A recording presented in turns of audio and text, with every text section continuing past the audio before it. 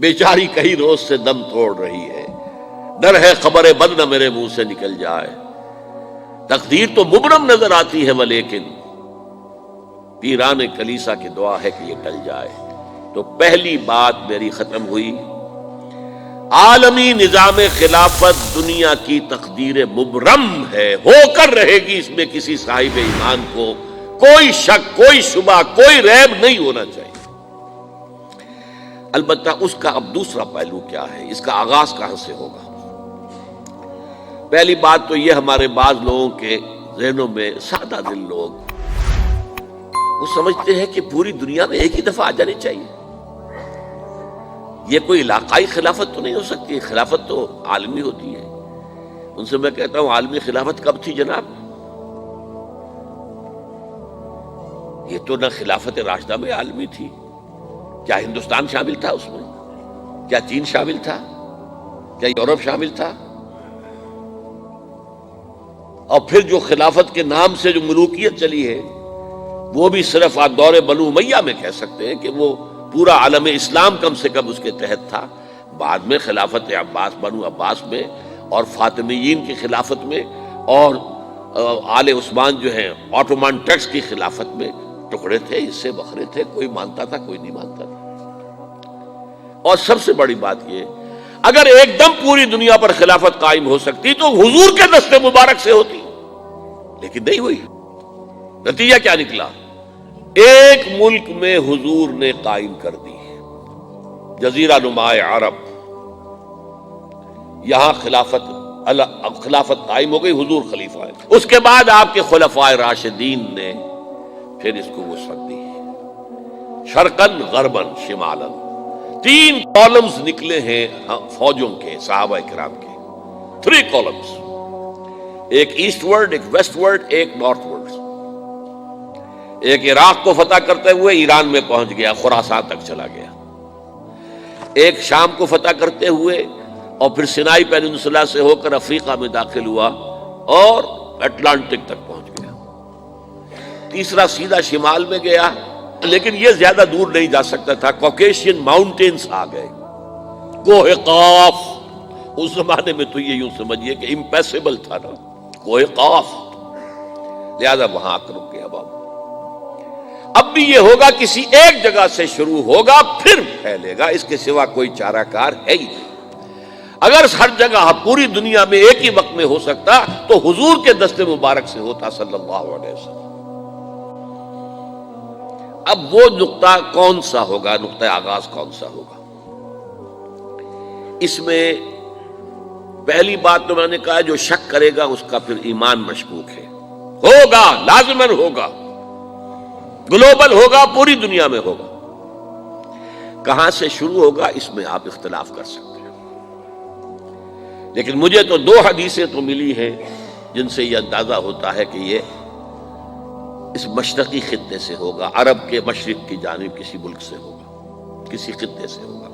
وہ حدیثیں بھی اب آپ پڑھ لیجیے پہلے، پھر میں کہہ رہا ہوں یہ خزانہ ہے جو ہم نے آپ کی خدمت میں پیش کیا ہے، کاش کہ آپ اس کی قدر کر سکیں، یہ حدیثیں آپ کو ازبر ہو جائیں، یاد ہو جائیں، لوح قلب پر نقش ہو جائیں۔ ہندوستان اور خراسان یعنی موجودہ افغانستان کا ذکر ابن ماجہ کی روایت ہے، عن عبداللہ ابن الحارث رضی اللہ تعالی عنہ قال رسول اللہ صلی اللہ علیہ وسلم یخرج ناس من المشرق یؤتئون للمہدی یعنی سلطانہ، یعنی سلطانہ، دونوں طرح سے پڑھ سکتے ہیں۔ حضرت عبداللہ ابن حارث فرماتے ہیں رضی اللہ تعالی عنہ کہ حضور نے ارشاد فرمایا، مشرق کی طرف سے وہ فوجیں نکلیں گی، لوگ آئیں گے جو عرب میں مہدی کی حکومت قائم کریں گے۔ یہ مہدی کون ہوں گے اس کا ذکر میں ذرا بعد میں کروں گا، لیکن نوٹ کر لیجئے کہ مہدی سے پہلے لازماً کسی مشرقی علاقے کے اندر وہ نظام قائم ہو چکے گا، تب وہاں سے فوجیں آئیں گی نا۔ یہ مشرق کون سا ہے؟ عرب کے مشرق میں آپ چلیے، ایران بھی آ جائے گا، افغانستان بھی ہے، پاکستان بھی ہے، اور اگر اسے اور توسیع دیں تو ہندوستان بھی ہے۔ یہ ہے عرب کا مشرق، اس سے فوجیں جائیں گی۔ اس کا کیا مطلب ہے کہ اس میں سے کسی جگہ پر نظام خلافت پہلے قائم ہو جائے گا، تاکہ وہاں سے فوجیں جائیں گی جو جزیرہ نماء عرب میں حضرت مہدی کی حکومت کو قائم کریں گی۔ اب دوسری حدیث سنیے، یہ سنن ابن ماجہ کی حدیث تھی جو میں نے آپ کو سنائی، آپ نے پڑھی۔ دوسری، عن ابی ہریرہ رضی اللہ تعالی عنہ،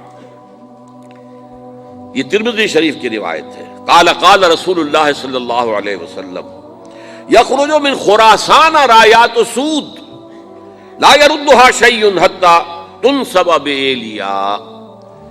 خراسان کے علاقے سے سیاہ جھنڈے لے کر فوجیں آئیں گی، ان کا رخ کوئی موڑ نہیں سکے گا، ان کو پیچھے پھیر نہیں سکیں گے کوئی بھی، یہاں تک کہ وہ یروشلم میں جا کر جھنڈے نصب کر دیں گے۔ ایلیا حضور کے زمانے میں یروشلم کو کہتے تھے۔ یہ یروشلم تھا جب حضرت سلیمان کی حکومت تھی، اور یہاں پر معبد سلیمانی، ہیکل سلیمانی قائم ہوا۔ پھر یہ یروشلم ہی رہا ہے تاریخ میں، یہاں تک کہ سن 70 عیسوی میں جب ٹائٹس رومی جنرل نے اس کو گرایا، ختم کیا، سیکنڈ ٹیمپل گرا دیا، اور یہاں سے یہودیوں کو کہا نکل جاؤ یہاں سے، کوئی یہودی باقی نہیں رہا، بالکل تہو بالا برباد کر دیا۔ اس کے کوئی 150 سال بعد ہیڈریان، رومن ایمپرر ہیڈریان، اس نے پھر دوبارہ آباد کیا اس شہر کو۔ 150 سال تک یہ بالکل بنجر اور بالکل غیر آباد پڑا تھا۔ اب ہیڈریان نے جب آباد کیا تو اس کا نام ایلیا رکھا، اب یروشلم نام نہیں تھا۔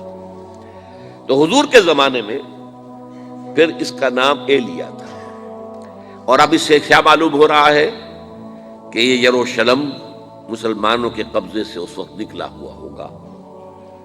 ایک دفعہ پہلے نکلا تھا، سن 1099 عیسوی میں مسلمانوں کے ہاتھ سے نکلا، کروسیڈرز، عیسائیوں نے آ کر اس کو قبضے میں کیا، لاکھوں مسلمانوں کو مارا، قتل کیا۔ اس کو 1187 عیسوی میں واپس لیا ہے۔ کس نے لیا ہے؟ صلاح الدین ایوبی، کرد۔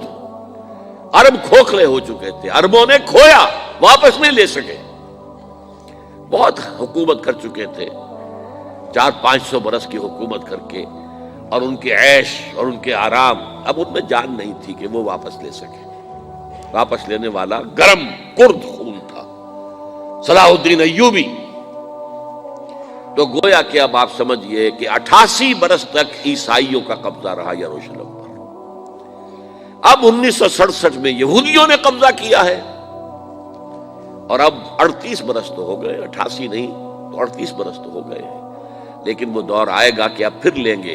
لینے والے عرب بھی نہیں ہوں گے، خراسان کے علاقے سے فوجیں آئیں گی۔ یہ خراسان کیا تھا؟ ایلیا تو میں نے آپ کو بتا دیا، یروشلم کا نام ہے۔